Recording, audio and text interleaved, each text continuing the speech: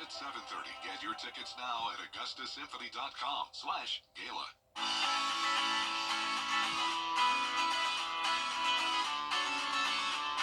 Follow News Channel 6 on Instagram.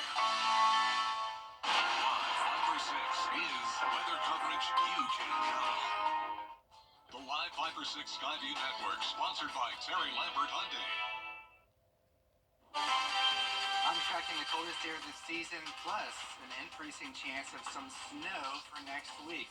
I'll have all the details coming up. Right now on News Channel 6 at 4, from the arts to wellness, local nonprofits get the funding they need. We look at how it's changing lives. Also, we had a new state-of-the-art law enforcement center opening in Edgefield County. How it is transforming community safety. And safer schools are a top priority for Georgia lawmakers, from panic buttons to mental health services. We'll tell you what's being proposed as your news starts now. Live from Television Park, this is WJBF News Channel 6 at 4.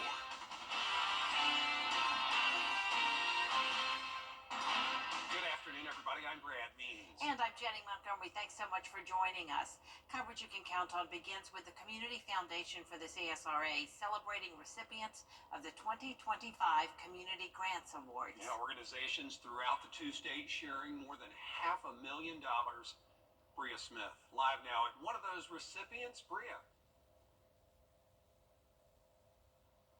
That's right, Brad. Well, Augusta Rescue Mission is just one of the nonprofits that received a grant from Community Foundation this morning. Now, 48 local nonprofit organizations serving our two-state received a total of $660,000.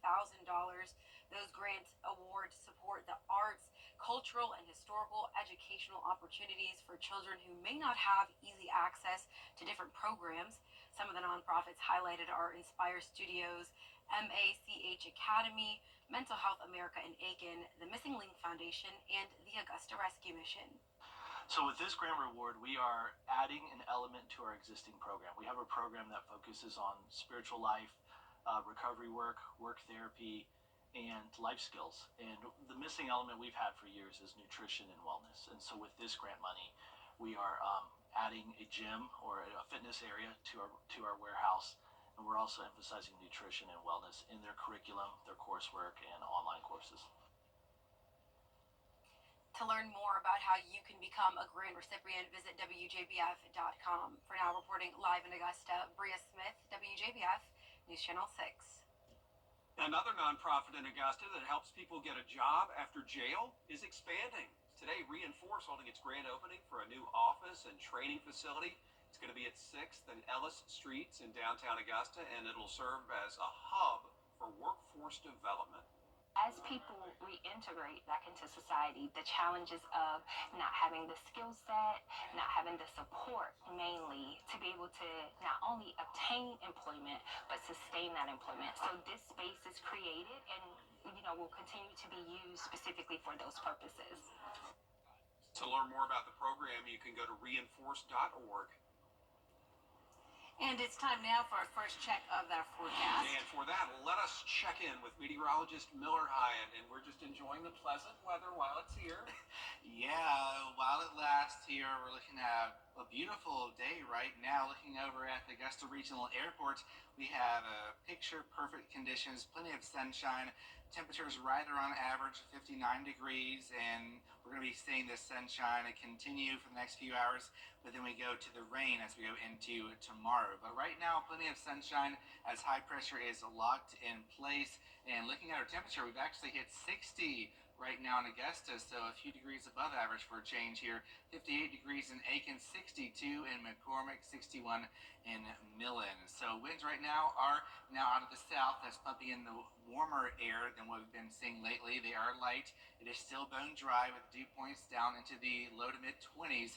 But we will see increasing moisture tonight along with increasing clouds as well. So it won't be as cold tonight as those clouds will act as a blanket, trapping in the heat absorbed by the sun near the surface. So we're only looking at a low around 40 degrees in many spots. So tomorrow is going to be very cloudy and potentially very wet as well. We have a powerful cold front approaching, bringing us a likely chance of rain, especially in the morning, and then going in the afternoon, maybe a few breaks between the rain and then going into tomorrow night, we have another round of some rain. But then after that is the real big cold as we go towards next week. We're talking about dangerous wind chills possible with wind chills in the teens, highs only in the 30s, and then that sets the stage for a possible winter setup here with an increasing chance of some snow. And I'll have all those details and more coming up in your Viper 6 forecast.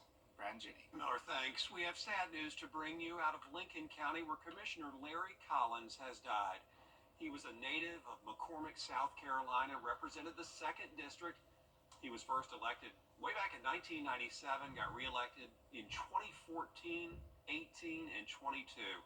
A husband and father of 9, has 20 grandchildren, and we'll let you know about his funeral arrangements when they come out. An important update for you about the annual Martin Luther King Jr. Day Parade. It was originally scheduled for this weekend, but has been postponed. The parade will now take place Saturday, February 1st at Dyes Park in Augusta. It'll go through historic Augusta landmarks, concluding at Old Johnson Motors. Organizers invite everyone to come out and honor Dr. King's legacy. 3 local colleges are honoring the legacy of Dr. Martin Luther King Jr. Graham Lee joining us now with more on the Tri-College celebration. Graham? Well, Brad, Augusta University, Augusta Tech, and Payne College all gathered Friday afternoon at the Maxwell Theater at AU's Somerville campus. Now, along with those schools, students and faculty from Murphy Middle School, Hornsby Middle School, and Richmond Hill K-8 also got a special invitation to join. Reverend Dr. Charles Goodman Jr. gave the keynote address, echoing Dr. King's message of unity and love in each community we touch. It's also the first MLK celebration for new Payne College president Dr. Lester McCorn, who says Dr. King has always been one of his biggest inspirations. As a very young person, he was my hero that I aspired to. I went to his alma mater, Morehouse College in Atlanta, which set me on the trajectory of my professional career. And to be able to inspire the next generation of Martin Luther Kings and Coretta Scott Kings and others is pretty special. So glad to be here today. So MLK Day is this Monday, January 20th. The city of Augusta, as you mentioned, Jenny, has also announced it is moving the MLK parade due to the threat of rain tomorrow. It's now scheduled for Saturday, February 1st at 1 p.m. Back to you. Governor Brian Kemp wants to give public schools in Georgia a one-time $50 million grant to improve school safety. The funds would give each of the state's more than 2,000 schools another $21,000 to spend on safety. Another priority is to add 16 more school psychologists statewide and to fund crisis counseling. The lieutenant governor wants a law that would mandate teachers and school employees to wear panic buttons and have automated school zone speeding cameras for extra safety. I think school safety is going to be a major issue also. I think that we'll have some legislation related to that, hopefully a pragmatic standpoint that we can do to help secure the schools. Last year in the budget, we secured and put in place that there would be a school safety officer, post-certified, as in peace officer safety trained, in every school, not just school system, but we paid for that in an ongoing fashion last year. Georgia's state school superintendent wants lawmakers to fund mental health services for students and is pushing for a crisis alert system and police officers in every school. Think antibiotics can help with a cold or flu? Well, you may need to think again. The CDC's urgent warning about antibiotics and how to use them safely. Coming up. All aboard the Polar Express. The first stop is Arctic here, and the second stop could be some snow next week. I'll have details coming up. Black excellence. The Edgefield County Sheriff's Office celebrated the opening of its new law enforcement center today with a ribbon cutting. It's not just for the Sheriff's Office, though. It also houses Magistrate Court and Animal Control. Kim Vickers reports. The current Edgefield County Sheriff's Office building is nearly 50 years old and not in good shape. The Magistrate Court didn't have a courtroom, and there was no animal control building. The 70,000 square foot building includes a detention center with a 134-person capacity, a training area, long-term evidence storage, a full-service kitchen, and lots of offices. It also includes Magistrate Court offices and a new courtroom. And the Animal Control Center on site is the first ever in the county. Sheriff Jody Rowland says the new facility will impact how they serve the community. The Sheriff's Office staff has not been in the same building since 2004, over 20 years. we've struggled with that. That hurts communication. It hurts the teamwork of different teams. Here, all of our Uniform Patrol Division is together. All of our criminal investigation is together. All of our training. The $40 million project was funded by the SRS plutonium settlement and a capital project sales tax approved by voters 4 years ago. Sheriff Rowland says the new facility is high tech, which comes with a bit of a learning curve. We have been training nonstop with the vendors that built the building and the vendors of the tech items we chose to put in. We have been training for weeks and weeks now, and that training is going to continue. Most all of the tech is done. The training will continue. We'll even train with live inmates when we go to make the move. I think we'll make the move in the next 3 or 4 weeks. The facility is not quite ready to move into, but Sheriff Rowland hopes they will be settled in by mid-February. In Edgefield, Kim Vickers, WJBF, News Channel 6. The CDC releasing an announcement about antibiotics, news that could come in handy this flu season. Here's Melissa Dunn. The CDC emphasizes that antibiotics treat bacterial infections, not viruses like a cold or the flu. Using them improperly can lead to unwanted side effects and fuel dangerous antibiotic resistance, which means the drugs won't help in situations where you need them to the most. Only take antibiotics as prescribed. Don't share or save them for later use. Misusing them can delay effective treatment and cause side effects like rashes, nausea, or even more severe conditions. For kids, antibiotics are a top cause of medication-related emergency visits, so watch for side effects. With this Medical Minute, I'm Melissa Don. The FDA is pushing to add nutrition labels to the front of our food packaging. This is a picture of the proposed label. It would detail sodium, added sugar, and saturated fat content. It would say whether the food contains low, medium, or high levels of the nutrients. The labels on the back would stay the same, giving a complete breakdown of what's in the product. Winter weather, sunny skies, maybe something in between. What can we expect this weekend? Our full forecast is coming up after the break. Stay with us. Weather headlines on WJBF News Channel 6. Brought to you by Hickson Roofing. If your roof needs fixing, call Mr. Hickson. News Nation broke the... Now, your most accurate forecast with WJBF Live 5/6. Here's a pretty view of Rome, Georgia right now. We've got a little bit of a light breeze and some high-level clouds pushing on in, and that is ahead of our next weather maker right now. So notice the big blue H, our fair weather front high pressure, is now pushing off coast, and we're looking at high clouds pushing on in from our west. And there's our low pressure system spinning over Oklahoma right now, bringing some rain towards Arkansas and Louisiana, pushing into Mississippi as well. Now this front you see here is a powerful Arctic front, and behind that is very, very cold air, and that's what we're going to be tracking as we go into next week. But as far as right now, relatively mild compared to what we have been dealing with. We're at 60 degrees right now in Augusta, 64 Jacksonville, 67 Houston, 76 down in Brownsville. This is all ahead of that front, but notice behind the front 17 degrees in Bismarck,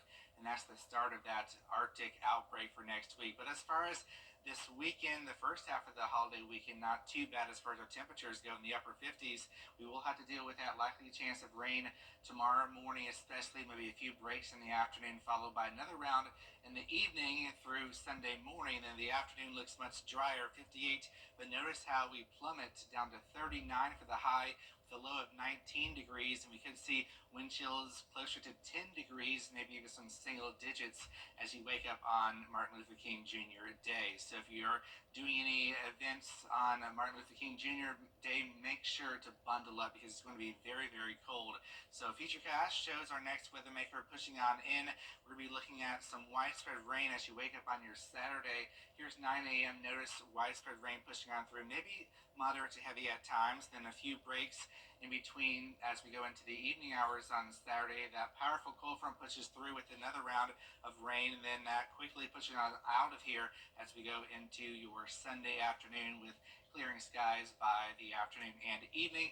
And then here comes our Arctic air mass behind that. So rain chances, the greatest chance of precip is tomorrow, 90% chance, going down to 30% chance Sunday, dry Monday. But then notice we're bumping up those chances for Tuesday compared to what we have been dealing with. We're looking at an increasing chance of moisture along with this potential winter storm here. We're getting a better idea of what's going to happen here. So this area low pressure forms over the western Gulf, and right now I'm thinking we're going to be looking at this northern track, which means we're looking at a wintry mix impacting us Tuesday and Wednesday of next week. So here is what we're thinking right now. The probability of measurable snow, a tenth of an inch or more, is about a 40 to 50% chance for most of the area.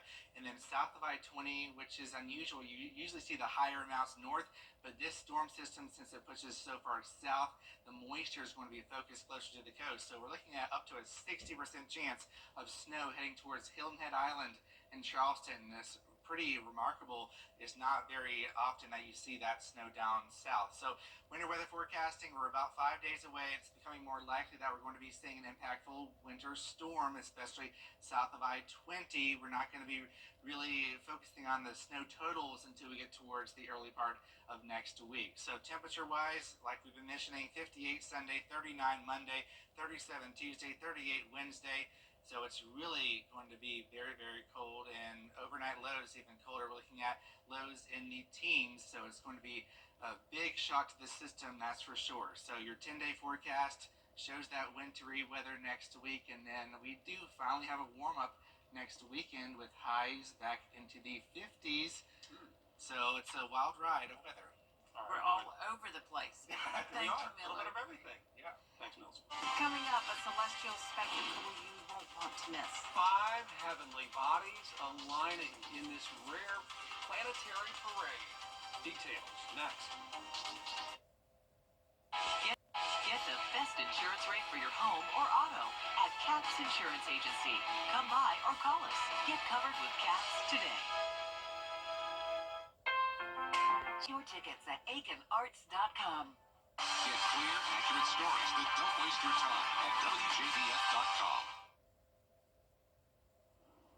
Look up! A celestial phenomenon is underway as 6 planets align in the night sky. It's a sight visible even to amateur stargazers. Venus and Saturn will glow brightly in the southwestern sky, with Jupiter and Mars visible further east. The alignment is best viewed between 7 and 8:30 p.m., just after sunset. Astronomers say it's an easy-to-spot event for most observers. So what's awesome about trying to look for planets in the sky is that actually quite a few of them are visible to the naked eye. So you don't need any tools, no binoculars or telescopes. Experts say that while planetary alignments between 2 to 3 planets happen often, one like this is only every 20 years. That is really beautiful and visible into With the naked eye, yeah. Yeah, into next month. Into next month. So Cool. just look up. Don't miss it. Beautiful. There's more coverage you can count on at 4:30. Hope you'll stay with us for that, including TikTok. For TikTok, the federal Supreme Court upholding the ban on that app 2 days before it's supposed to go dark. What does the future hold? What will our young people do? Stay with us.